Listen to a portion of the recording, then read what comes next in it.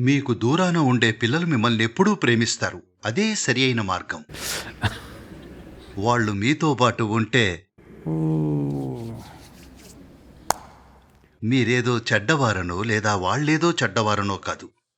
ఎందుకంటే మీకు ఒక రకమైన స్పేస్ కావాలి, వాళ్లకు ఇంకో రకమైన స్పేస్ కావాలి. ఇద్దరూ ఒకే చోట ఉంటే ఘర్షణొస్తుంది. పాత తరం వాళ్ళు తమకి వయసైపోయిందనుకోరు.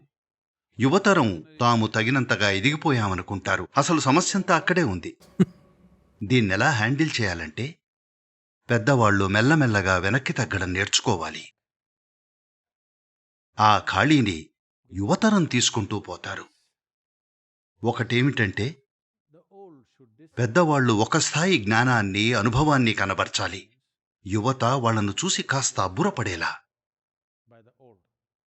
మీరలా చెయ్యకపోతే యువతరం మిమ్మల్ని చులకనగా చూస్తారు. ఇంకా వాళ్ళు ఎన్నో రకాలుగా దురుసుగా ప్రవర్తిస్తారు. కాబట్టి మీకు వయసు పైబడే కొద్దీ మీరు సంపాదించుకోవలసిందిదే. మీరు జీవితం పట్ల ఒక స్థాయి జ్ఞానాన్ని, లోతైన అవగాహనను ఆర్జించారు. దాన్ని వాళ్ళింకా సంపాదించాల్సి ఉంది. అప్పుడు వాళ్ళు మిమ్మల్ని ఉన్నతంగా చూస్తారు.